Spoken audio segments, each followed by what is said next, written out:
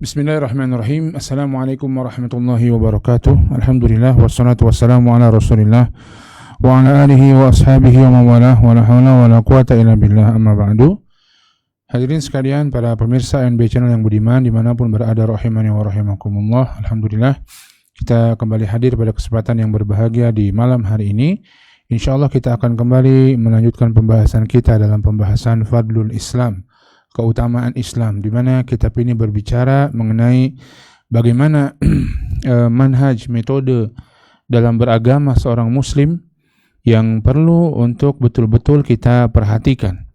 Dan ini penting bagi seorang muslim untuk mempelajari tentang agamanya, mempelajari kebaikan, mempelajari keburukan, mempelajari yang benar dan mempelajari yang keliru, sehingga dia paham yang keliru dan dia tidak terjatuh padanya, tidak terjatuh pada kesyirikan, tidak terjatuh pada kebid'ahan, tidak jatuh pada penyimpangan dan kesesatan. Dan di antaranya kitab Fadlul Islam ini menjelaskan tentang prinsip-prinsip tersebut. Sebagaimana yang insyaAllah akan kita bahas pada kesempatan kali ini, bab yang selanjutnya yang juga merupakan prinsip dalam berislam, yaitu wujubul istighna bimutaba'atihi an kulli ma siwahu. Wajib mencukupkan diri dengan mengikuti beliau sallallahu alaihi wasallam dari yang selainnya. Atau dalam naskah yang lain ada juga yang menulis bab ini wujubil istighna bimutaba'atil kitab an kulli ma siwahu. Wajibnya mencukupkan diri dengan mengikuti Alkitab, yakni Al-Qur'an, dan bukan yang lainnya. Dan keduanya pada hakikatnya adalah sama, karena mengikuti Al-Quran adalah mengikuti Rasulullah SAW. Sebagaimana mengikuti Rasulullah SAW itulah mengikuti Al-Quran. Allah Subhanahu wa Ta'ala berfirman dalam Al-Quran, "Wa ma atakumur rasulu fakhudhuhu wa ma nahakum anhu fantahu." Apa yang datang dari Rasul SAW maka ambillah, apa yang dilarang oleh beliau maka berhentilah, maka jangan dilakukan. Allah Subhanahu wa Ta'ala pun memerintahkan hamba-hambanya dalam Al-Quran untuk mengikuti Rasulullah sallallahu alaihi wasallam. Allah berfirman di ayat yang lainnya, "Ya ayyuhalladzina amanu atiiullaha wa atiiur rasul." Wahai orang-orang yang beriman, taatilah Allah dan taatilah Rasulnya. Dan ayat-ayat yang serupa sangat banyak sekali memerintahkan kepada kita untuk mengikuti Allah dan mengikuti Rasulnya secara bersamaan. Maka kewajiban mengikuti Rasul juga ada dalam Alkitab. Sebagaimana disebutkan juga dalam hadis ketika ditanya oleh para sahabat kepada Aisyah radhiyallahu taala anha, bagaimana akhlaknya Rasulullah sallallahu alaihi wasallam? Maka Aisyah mengatakan, kana khuluquhul Qur'an, adalah akhlaknya Nabi sallallahu alaihi wasallam itu Al-Qur'an. Maka mengikuti beliau sama dengan mengikuti Alkitab. Mengikuti Alkitab sama dengan mengikuti Rasulullah sallallahu alaihi wasallam. Wujubul istighna bimutaba'atihi an kulli ma siwa. Wajibnya istighna, mencukupkan diri ya dengan mengikuti beliau sallallahu alaihi wasallam atau mengikuti Al-Qur'an. Mencukupkan diri wajib. Kita mesti demikian. Sehingga kita tidak butuh dengan kitab-kitab yang lainnya. Kita tidak butuh dengan ajaran-ajaran yang lainnya. Dan kita senantiasa berpegang teguh pada perkara ini, pada mengikuti Nabi sallallahu alaihi wasallam dan pada mengikuti Al-Qur'an. Dan ini penting ya, sehingga seorang paham betul bahwa berislam itu sumbernya apa yang datang dari Allah dan Rasulnya. Sebagaimana berislam itu bukanlah perkataan manusia, bukan dari mimpi-mimpi manusia, bukan dari kitab-kitab agama yang lainnya, sebagaimana diriwayatkan dari Umar, nanti kita akan bahas, di mana Umar bin Khattab radhiyallahu taala anhu ditegur oleh Nabi sallallahu alaihi wasallam karena membuka-buka kitab Taurat ya. Demikian pula bukan juga datang dari filsafat, dari akal-akalan manusia, tidak. Tapi agama ini datang dari Al-Quran dan hadis-hadis Nabi SAW. Maka ketika seseorang menyimpang dari prinsip ini, akan terjadi penyimpangan dalam beragama. Orang yang menjadikan dasar misalnya akal manusia, sehingga dia tidak mau menerima perkara-perkara akidah, kecuali menurut dia selaras dengan akal manusia. Padahal perkara akidah yang benar selaras dengan akal dan tidak sebagiannya tidak bisa dijangkau oleh akal, bukan bertentangan dengan akal yang sehat. Ya. Sebagaimana sebagian orang juga mengambil dasar-dasar ilmu dari mimpi-mimpi yang menyebabkan berbagai macam kesesatan dan kerusakan dalam beragama. Ya, maka ini penting sekali untuk menjadi prinsip bagi seseorang untuk istighna, mencukupkan diri dengan mengikuti Nabi Shallallahu Alaihi Wasallam tentunya dalam perkara agama, dengan mengikuti Alkitab dalam perkara agama dan tidak menoleh-noleh kepada yang lainnya. Beliau membawakan ayat dan nanti riwayat dari hadis dari yang diriwayatkan dari Imam An-Nasai dan yang lainnya, bagaimana Nabi Shallallahu Alaihi Wasallam menegur Umar bin Khattab radhiyallahu taala anhu. Qauluhu ta'ala, Allah Subhanahu wa taala berfirman, "Wa nazzalna 'alaikal kitaba tibyanan likulli syai'in wa hudaw wa rahmatan liqaumin yuqinun." Dan kami turunkan untuk engkau Alkitab, Al-Qur'an, tibyanan likulli syai', sebagai penjelas segala sesuatu. Wa hudan, dan petunjuk, wa rahmatun, dan rahmat bagi orang-orang yang yakin. Ini di surat tibyanan likulli syai', di surat An-Nahl ayat 89 ya. Wa nazzalna 'alaikal kitaba tibyanan likulli syai'. Hadirin sekalian dimuliakan Allah Subhanahu wa taala, ayat ini sangat jelas di mana Allah Subhanahu wa taala menjelaskan bahwa Al-Qur'an ini adalah tibyanan likulli syai', sebagai tibyan, sebagai petunjuk bagi segala sesuatu. Ya, sebagai petunjuk bagi segala sesuatu. Allah Subhanahu wa taala menjadikannya petunjuk, ya. Apa yang dimaksud dengan segala sesuatu di sini? Para ulama menjelaskan bahwa yang dimaksud dengan segala sesuatu di sini adalah segala sesuatu yang bermanfaat dalam urusan agama seorang hamba atau urusan akhirat seorang hamba. Segala sesuatu yang bermanfaat dalam urusan agama seorang hamba maka dijelaskan oleh Al-Qur'an. Bukan yang dimaksud segala sesuatu di sini secara umumnya, yaitu segala sesuatu semuanya. Sehingga sebagian orang mengatakan Al-Quran ini kitab pengobatan, ada yang mengatakan Al-Quran ini kitab fisika, ada yang mengatakan Al-Quran ini kitab matematika dan lain sebagainya. Tidak demikian. Al-Quran menurunkan segala sesuatu yang menjadi penjelas bagi segala sesuatu, yaitu sesuatu yang bermanfaat bagi urusan agama. Tidak ada sedikit pun yang ditinggalkan dalam Al-Quran dalam urusan yang menjadi urusan agama, yang bermanfaat dalam urusan agama. Perkara misalnya ada hal-hal yang disinggung oleh Al-Quran dan itu bermanfaat dan itu diakui juga oleh ilmu-ilmu pengetahuan modern dan itu ternyata memberikan faedah, sebagaimana misalnya Allah sebutkan tentang madu yang menjadi obat, ya. Maka itu menjadi inspirasi dan kemudian diteliti, maka ini tidak masalah. Namun Al-Quran bukanlah obat, bukanlah kitab pengobatan, ya. Misalnya bagaimana Allah Subhanahu wa taala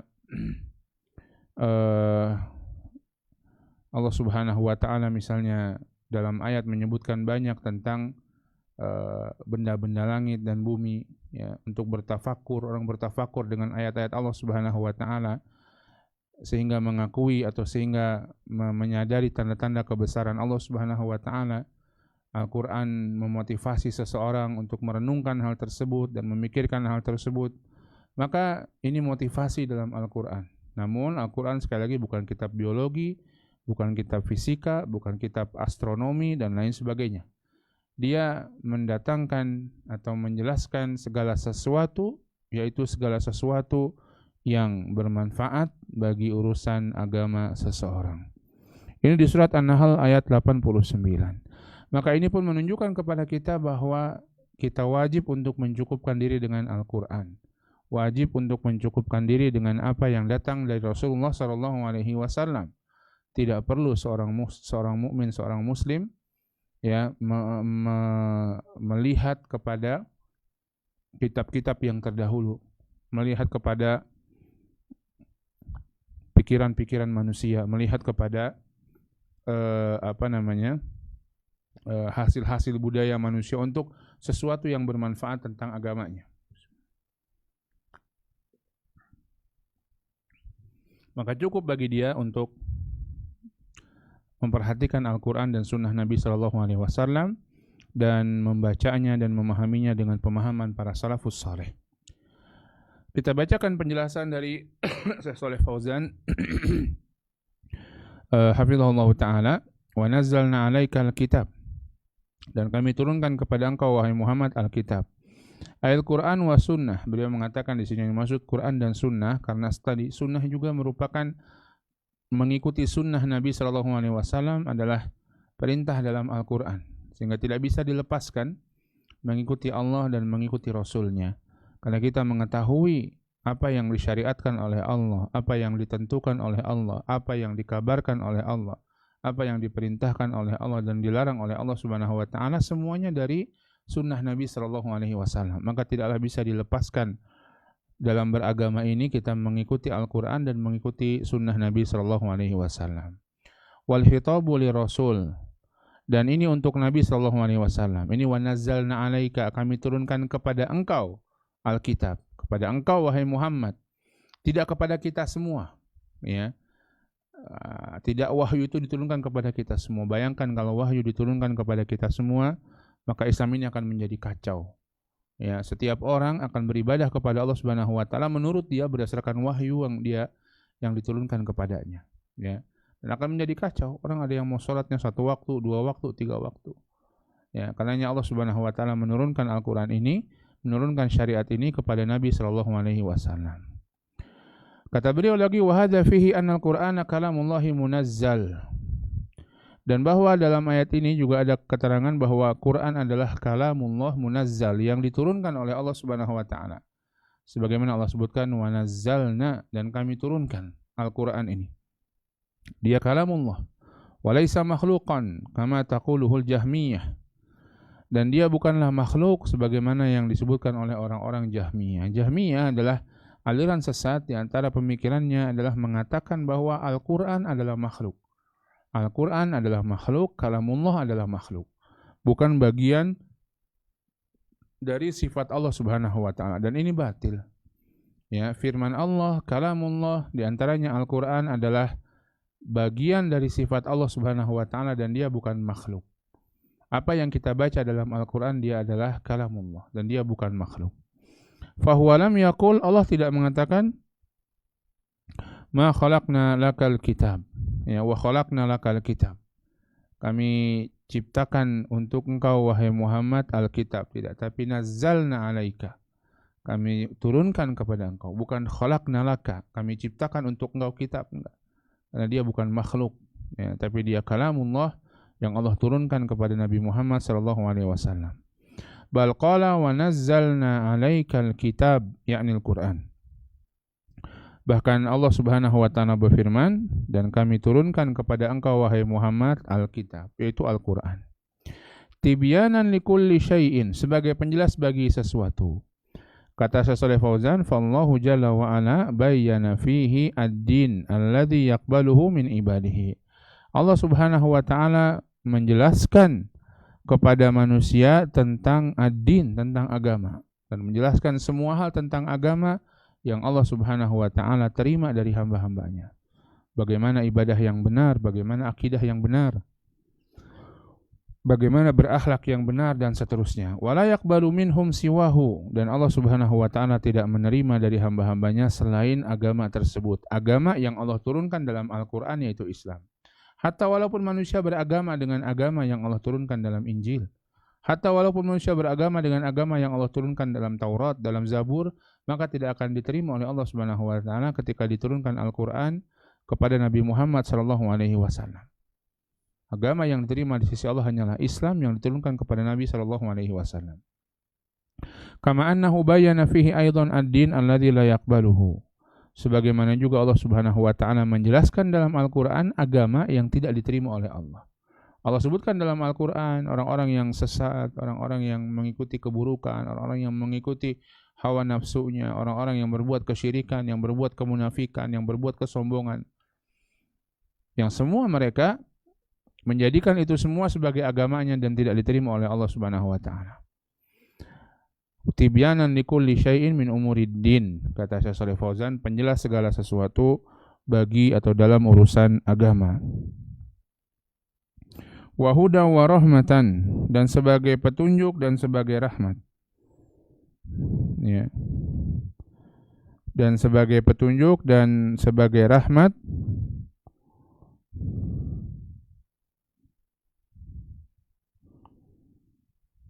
Di kelanjutan ayat ini, wa hudan wa rahmatan wa busyra lil muslimin, sebagai petunjuk dan rahmat dan kabar gembira bagi orang-orang yang beriman. Demikianlah Al-Qur'an, dari tibyanan likulli syai', ini yang menjadi poin dari ayat ini. Maka kita tidak butuh dengan yang lain lagi untuk urusan agama ini selain dengan Al-Qur'an dan sunnah Nabi sallallahu alaihi wasallam. Enggak apa-apa, orang enggak tahu Injil, enggak tahu Taurat, enggak apa-apa. Namun bagaimana ada orang-orang yang mempelajarinya untuk kemudian mengetahui kebatilan-kebatilan di dalamnya dan menjelaskan kepada manusia tentang kebatilan-kebatilan dan kekeliruan-kekeliruan di dalamnya. Ini berbeda. Ya, bukan untuk mengambil petunjuknya, tapi untuk menjelaskan kepada manusia tentang kebenaran Islam dan kebatilan agama selain agama Islam. Maka ini berbeda, ini diperbolehkan bagi orang-orang yang memang sudah ahli di bidangnya, sehingga dia bisa membedakan mana yang hak dan batil dan tidak terpengaruh dengan kebatilan-kebatilan dalam kitab-kitab yang lainnya. Dan juga hudan, petunjuk. Al-Quran ini petunjuk untuk diikuti, untuk dijalani oleh hamba-hamba Allah Subhanahu wa taala. Wa rahmah, demikian pula Al-Quran ini rahmat dari Allah Subhanahu wa taala, kasih sayang Allah Subhanahu wa taala. Siapa yang mengamalkannya, menjalankan perintah-perintah yang ada di dalamnya dan menjauhi larangan-larangan yang ada di dalamnya, berakidah sebagaimana akidah yang ada dalam Al-Quran, maka seseorang akan mendapatkan kebaikan yang besar di dunia maupun di akhirat. Ya, demikian pula kata Allah, wa busyra lil muslimin, dan kabar gembira bagi orang-orang yang muslim. Kabar gembira di dunia, kabar gembira di akhirat. Kabar gembira di dunia misalnya Allah mengatakan, in tansurullah yansurkum. Kalau kalian menolong agama Allah, Allah akan menolong kalian. Kabar gembira di akhirat misalnya, wa basyiril ladzina amanu wa amilus solihati anna lahum jannatin tajri min tahtihal anhar. Ya, berikanlah kabar gembira bagi orang-orang beriman dan beramal saleh bahwa mereka akan mendapatkan surga di akhirat yang mengalir di bawahnya sungai-sungai. Subhanallah. Ya, maka kabar gembira, Al-Qur'an kabar gembira, rahmat, petunjuk dan penjelas bagi segala sesuatu dalam urusan agama. Fahuwa huda wa rahmatul lil mu'minin. Kata Syekh Fauzan melanjutkan, maka Al-Qur'an adalah hudan, petunjuk dan rahmat bagi orang-orang beriman. Amal ladina la yu'minuna falaysa huwa rahmatan lahum, inama huwa hujjatun alaihim. Adapun bagi orang-orang yang tidak beriman, tidak menjadi rahmat Al-Quran ini, tapi menjadi hujjah atas mereka, menjadi sesuatu yang akan menuntut mereka. Orang-orang yang tidak beriman, tidak menjalankan agama dengan benar, tidak beriman kepada Allah dengan benar, orang-orang yang kufur, orang-orang yang munafik, maka Al-Quran tidak menjadi rahmat bagi mereka, justru akan menjadi hujjah bagi mereka. Hadirin sekalian yang dimuliakan Allah Subhanahu wa taala, kemudian beliau membawakan riwayat yang berkaitan dengan bab ini, wa rawan Nasa'i wa ghairuhu 'ani Nabi sallallahu alaihi wasallam. Dan diriwayatkan oleh Imam An-Nasa'i dan selainnya dari Nabi sallallahu alaihi wasallam, annahu ra'a fi yadi Umar bin Al-Khattab waraqatan min at-Taurah, bahwa beliau melihat di tangannya Umar bin Khattab ada lembaran-lembaran Taurat. Faqala, maka beliau sallallahu alaihi wasallam bersabda, amutahawwikuna ya ibn al-Khattab, apakah engkau ragu wahai Ibnu Khattab? Laqad ji'tukum biha bayda'a naqiyatan, aku sudah datang kepada engkau, kepada kalian dengan sesuatu yang putih, yang bersih. Lau kana Musa hayyan wattaba'tumuhu wa taraktumuni dhalaltum. Seandainya Musa hidup dan kalian mengikuti Nabi Musa dan kalian meninggalkan aku, dhalaltum, engkau akan berada di atas kesesatan, kata Nabi. Dalam riwayat lain disebutkan, lau kana Musa hayyan, seandainya Musa hidup, ma wasi'ahu illa tiba'i, dia tidaklah bisa kecuali mengikuti aku. Faqala Umar, maka Umar menjawab, raditu billahi rabba wa bil islami dina wa bi Muhammadin nabiyya.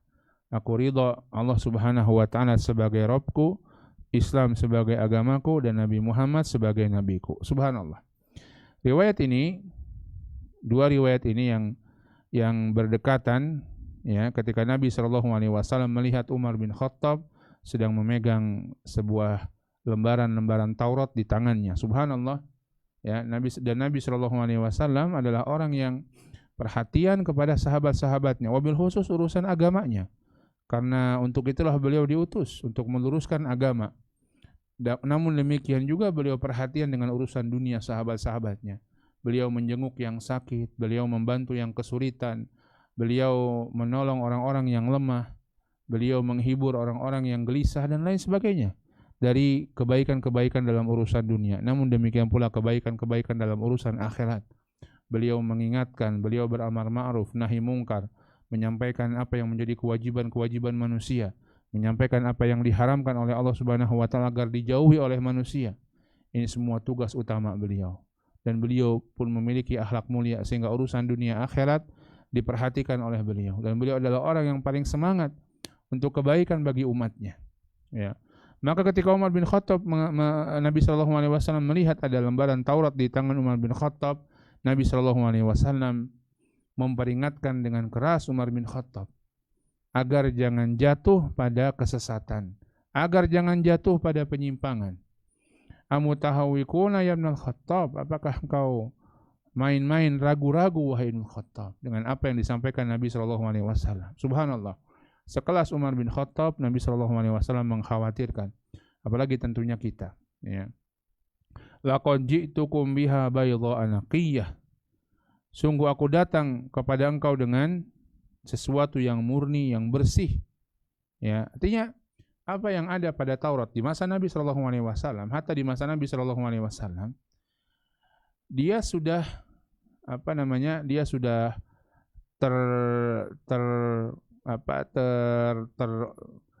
diutak-atik oleh tangan manusia. Ya, sudah dirubah-rubah oleh tangan manusia, sudah tidak bersih lagi. Nabi mengatakan aku datang dengan sesuatu yang lebih bersih. Hatta katakanlah itu bersih. Taurat yang ada di tangan Umar bin Khattab adalah Taurat yang belum ada perubahan di dalamnya. Kata Nabi sallallahu alaihi wasallam, "Lau kana Musa hayyan wattaba'tumuhu wa taraktumuni dhalaltum." Seandainya Nabi Musa alaihi salam hidup dan kalian mengikutinya dan kalian meninggalkan aku, niscaya kalian akan berada di atas kesesatan. Seandainya Musa hidup di zaman Nabi Shallallahu Alaihi Wasallam, hidup di tengah-tengah para sahabat, kemudian kalian mengikuti Musa dan meninggalkan aku, kalian berada di atas kesesatan. Subhanallah. Ya. Dan itu akan terjadi nanti, walaupun bukan pada Nabi Musa, tapi Nabi Isa alaihi salam. Ketika Allah Subhanahu Wa Taala menurunkan beliau, dan beliau akan menurunkan beliau di tengah-tengah umat Islam di akhir zaman nanti, dan beliau akan mengikuti syariat Nabi Musa alaihi salam. Bahkan berimam dengan salat yang dilakukan oleh umatnya Nabi Muhammad SAW, dan beliau mengikuti salat yang dilakukan oleh umat Nabi Muhammad SAW dengan syariat Nabi Muhammad SAW. Walaupun pada masa beliau sudah ada syariat salat. Allah mengatakan tentang perkataan Nabi Isa alaihissalam ketika Nabi Isa kecil, beliau sudah bisa berbicara ketika beliau masih dalam susuan, umur baru beberapa bulan saja.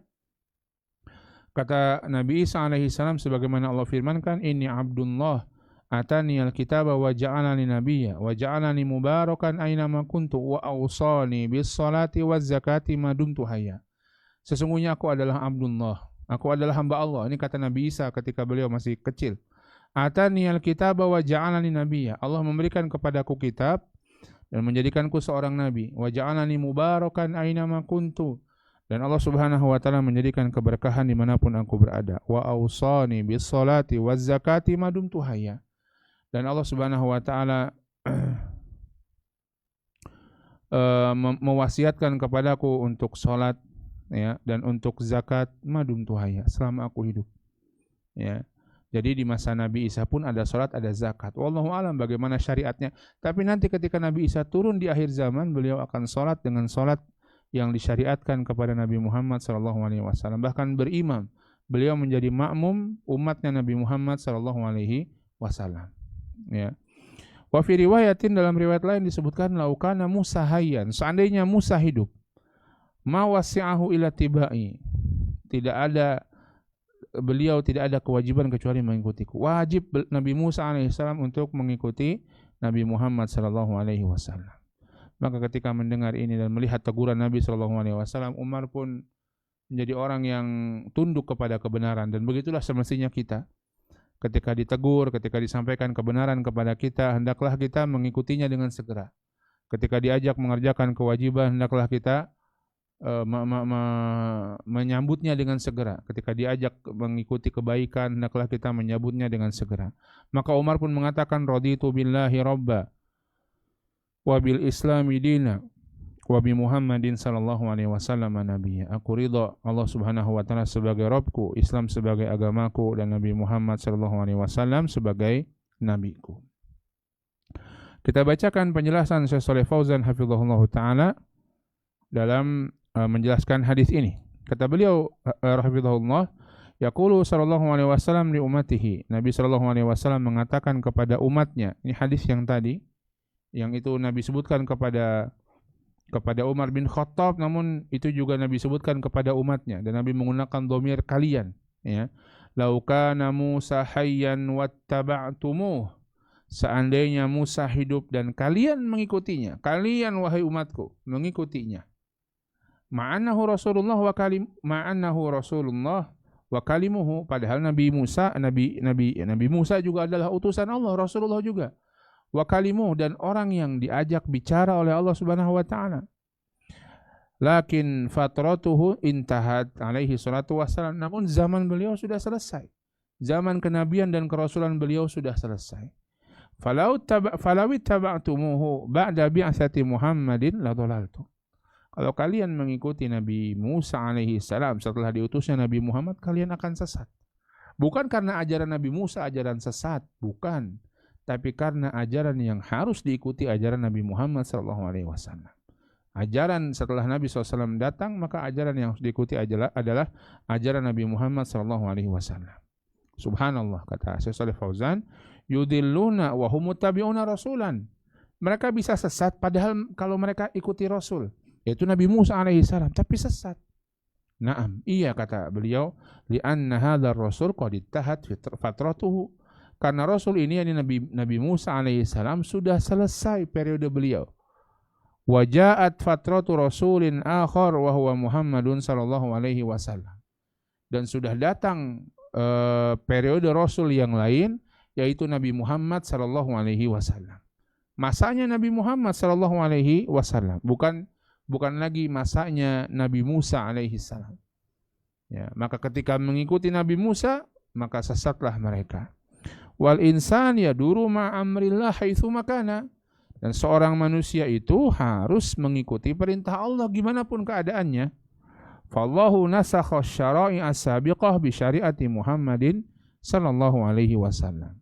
Dan Allah Subhanahu wa taala menghapuskan syariat-syariat sebelumnya dengan datangnya syariat Nabi Muhammad sallallahu alaihi wasallam. Hapus syariat Nabi Musa, hapus syariat Nabi Isa dengan datangnya Nabi Muhammad. Fayajibul amal bin nasikh wala yajuzul amalu bil mansukh. Maka wajib beramal dengan penghapus yang menghapus, dan tidak boleh beramal dengan yang sudah dihapus, yaitu syariat-syariat terdahulu. Yang menghapus yaitu syariat Nabi Muhammad sallallahu alaihi wasallam. Beliau memberikan contoh, hatta ini pun masih dalam syariat Nabi Muhammad. Namun kalau sudah ada dihapus syariat tersebut, enggak boleh dilakukan lagi. Apa itu? Falau anna wahidan al-an shalla ila Baitul Maqdis. Seandainya ada seorang sekarang salat kiblatnya ke Baitul Maqdis, dan ini pernah ada pada syariat Nabi Muhammad sallallahu alaihi wasallam sebelum beliau berhijrah ke ke Madinah, salatnya menghadap Baitul Maqdis. Kiblat salat disyariatkan menghadap Baitul Maqdis.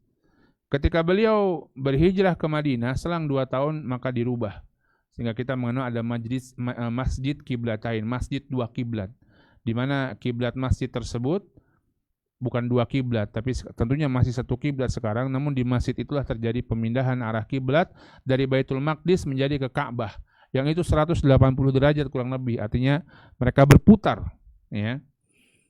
Nah, seandainya ada orang yang sekarang masih sholat menghadap Baitul Maqdis, padahal juga syariat Nabi Muhammad, tapi sudah dihapus. Wa qala Baitul Maqdis kiblah, dia mengatakan Baitul Maqdis kiblat juga. Wal Ka'bah kiblat, Ka'bah juga kiblat kata dia. Kulluha masajid. Ya, semuanya masjid. yang pernah jadi kiblat, maka bebas-bebas saja. Ini juga Nabi Muhammad pernah sholat ke Baitul Maqdis, ya. Fa innana naqulu lahu salatuka hadhihi batilah la tasih. Ya, salatuka hadhihi batilah. Salatmu ini enggak benar, la tasih. Salatmu enggak benar, enggak sah salatmu. Kalau dia salatnya ke Baitul Maqdis, padahal itu pernah ada di masa Nabi sallallahu alaihi wasallam. Ya. Namun itu syariat sudah dihapus. Sekarang ganti syariat ke Ka'bah. Li'anna istiqbala Baitul Maqdis nusikha wa umirta biistiqbalil Ka'bah. Karena syariat untuk menghadap ke Baitul Maqdis sudah dihapus. Diganti dengan syariat menghadap Ka'bah. Fa'alaika antadura ma'amrillah. Maka engkau mesti mengikuti perintah Allah Subhanahu wa taala. Wala tadur ma'a hawak. Dan jangan kau mengikuti hawa nafsumu. Fa inna syai'a idza nusikha la yajuzul amalu bihi. Sesuatu kalau sudah dihapus dalam syariat enggak boleh beramal dengannya. Apalagi mengamalkan ajaran Nabi Musa, ajaran Nabi Isa, ajaran Nabi Ibrahim, ajaran Nabi Yusuf, ajaran Nabi Nuh yang sudah dihapus oleh Al-Qur'an. Maka tidak boleh. Yang wajib mengikuti ajaran Nabi Muhammad SAW. Itu pun perlu kita pahami tadi, ajaran Nabi Muhammad pun ada yang nasih dan mansukh. Puasa Ramadan misalnya dahulu enggak wajib. Ya. Ketika wajib pun dahulu model puasanya itu tidak ada sahurnya. Ya, tidak ada sahurnya. Sebelumnya lagi boleh membayar fidyah atau puasa. Tapi puasa lebih utama. Ya, kemudian diganti fidyah itu hanya untuk orang-orang yang tidak mampu secara permanen untuk mengerjakan ibadah puasa Ramadan, maka dia membayar fidyah. Nah, kalau sekarang orang milih-milih, saya fidyah aja lah, nggak mau puasa, padahal dia mampu, nggak boleh. Tidak sah fidyahnya. Dan dia berdosa. Dan dia mesti untuk bertaubat kepada Allah Subhanahu wa ta'ala. Ya, padahal itu syariat Nabi Muhammad juga, tapi sudah dihapus. Nggak boleh kita beramal dengannya. Apalagi syariat nabi-nabi yang lainnya. Wa kadzalika baqiyatud din. Demikian pula semua permasalahan agama. Fala yajuzu li ahadin ay yaqula ana a'mal bit-Taurah. Enggak boleh ada orang yang mengatakan saya beramal dengan Taurat. Ya. Atau saya beramal dengan Injil. Ma'anna Taurata nusikhat wa qad hurrifat. Padahal Taurat sudah dihapus. Bahkan sudah dikatakanlah dia beramal pun wa qad hurrifat, sudah diubah-ubah isinya. Lakin lau qudira annahu laisa fiha tahrif. Kata Syekh Shalih Fauzan, seandainya Taurat itu katakanlah masih bersih, masih murni, sebagaimana yang diturunkan kepada Nabi Musa alaihi salam, fala yajuzul amalu biha li'annaha mansukhah. Maka enggak boleh beramal dengan Taurat karena Taurat itu sudah mansukh. Fataurat imma muharrafah wa imma mansukhah. Fala yajuzul amalu biha, maka Taurat bisa jadi sudah diubah-ubah apalagi dan sudah terhapus. Itu pun mencukupkan untuk tidak boleh diamalkan, terhapus. Apalagi sudah dihapus dan sudah diubah-ubah. Ya, sudah enggak karu-karuan begitu, ya. Fala yajuzu al-amalu biha, maka enggak boleh mengamalkannya. Wa kadzalikal Injil imam muharraf wa imam mansukh. Demikian pula Injil sudah dirubah-rubah dan sudah dihapus. Walam yabqa illa al-amal bil Qur'an alladzi ja'a bihi Muhammad sallallahu alaihi wasallam. Dan tidak tersisa kecuali mengamalkan Quran. Yang Quran itu datang yang dibawa oleh Nabi Muhammad sallallahu alaihi wasallam. Wad-dinu lillah wa ma huwa illa wad-dinu lillahi wa ma huwa bil ahwa. Dan agama itu untuk Allah karena Allah dan bukan mengikuti hawa nafsu. Tak boleh kita mengikuti hawa nafsu. Wasyahwat wa raghabat, atau mengikuti syahwat atau mengikuti keinginan-keinginan manusia. Anda agama itu mengikuti apa yang Allah dan Rasulnya tuntunkan. Naam.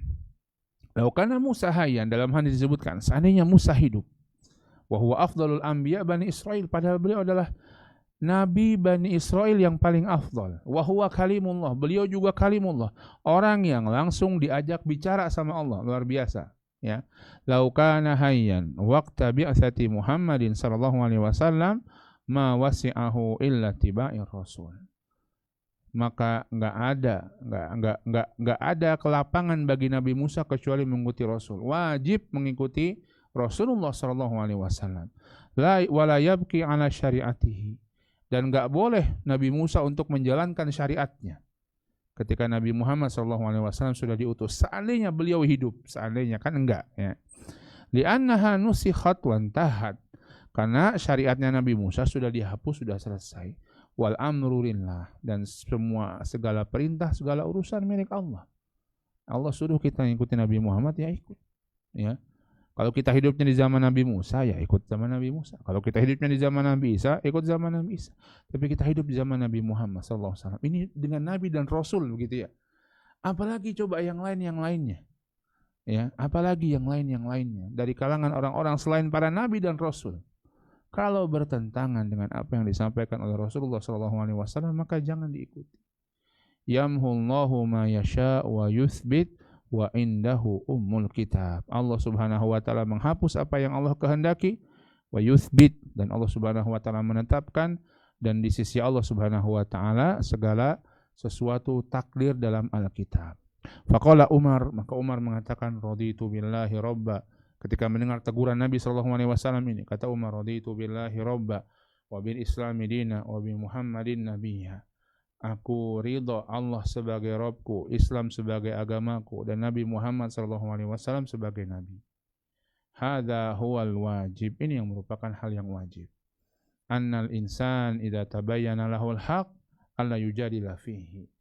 Manusia itu kalau paham kebenaran, maka jangan dia menentang kebenaran. Jangan dia menentang kebenaran. Wala yumatil, dan jangan dia bertahan dalam kebatilan tersebut. Fahadha Umar radhiyallahu taala anhu kana yaduru ma'al haq. Maka inilah Umar, beliau senantiasa mengikuti kebenaran. Fahuwa dhanna anna hadhihi al-waraqah min at-Taurah fiha haq fa'ajabathu. Beliau menyangka bahwa lembaran-lembaran Taurat itu ada kebenaran di dalamnya. Fa'ajabathu, bikin takjub Umar, maka Umar membacanya. Lakin lamma bayyana lahu Rasul hadzal bayan iqtana'a. Akan tetapi ketika Rasul SAW menjelaskan perintah ini, iktana, sudah, beliau merasa cukup. Faqala raditu billahi robba wa bil islami dina wa bi Muhammadin nabiyya. Aku ridho Allah Subhanahu wa taala sebagai Rabbku, Islam sebagai agamaku, dan Muhammad sebagai nabiku. Hadza huwal wajib. Inilah yang wajib dilakukan oleh seorang insan. Yaitu apa? Annal insan idza tabayyana lahul haq yajibu alaihi al mubadaratu ila qabulihi. Manusia itu kalau sudah jelas baginya kebenaran, dia segera untuk menerima kebenaran tersebut, tidak menunda-nunda, ya, tidak menolak-nolak dengan berbagai macam alasan. Fa in ta'akhara an qabulihi fahariyun ayyuzigha qalbuhu. Kalau dia nunda-nunda, hati-hati, bisa jadi hatinya dipalingkan dan disesatkan oleh Allah Subhanahu wa taala. Allah berfirman di surat Al-An'am ayat 110, wa nuqallibu afidatahum wa absarahum kama lam yu'minu bihi awwala marrah. Dan kami bolak-balikan hatinya dan pandangannya sebagaimana mereka tidak mau beriman di kali pertama kali diingatkan. Wa nadharuhum fi tughyanihim ya'mahun. Dan kami tinggalkan mereka dalam kezaliman mereka, dalam kesesatan mereka, dan mereka pun kebingungan. Na'udzubillah. Kenapa? Kama lam yu'minu bihi awwala marrah. Mereka enggak mau beriman ketika datang kebenaran kepada mereka.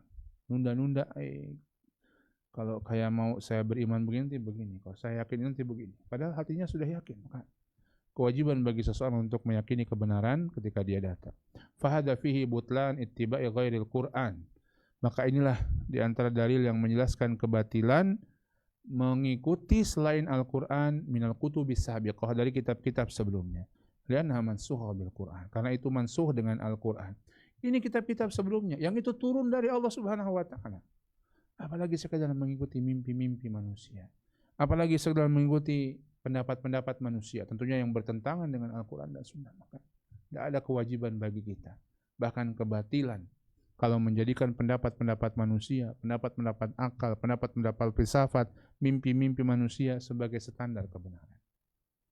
Wallahu ta'ala a'lam bishawab. Hadirin sekalian yang dimuliakan Allah Subhanahu wa taala, maka ini prinsip dalam beragama yang mesti kita pegang.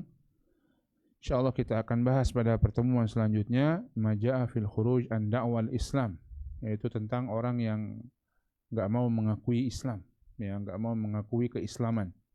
Ya, ini diantara hal yang patut diwaspadai, yaitu hal tersebut. Insyaallah kita akan bahas pembahasan ini pada pertemuan yang akan datang biidznillah. Wallahu taala alam bisawab. Ini yang bisa kita bahas. Silakan jika ada pertanyaan yang bisa kita jawab. Yang tidak bisa mungkin bisa ditanyakan kepada ustaz-ustaz yang lainnya. Nah.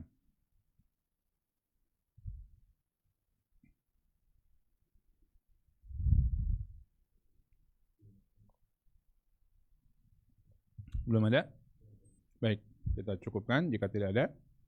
Semoga Allah memberikan kita ilmu yang bermanfaat, memberikan kepada kita amal soleh yang diterima, dan menjadikan kita hamba-hambanya yang senantiasa mengikuti nabinya, mengikuti rasulnya, dan bahagia dengan hal tersebut.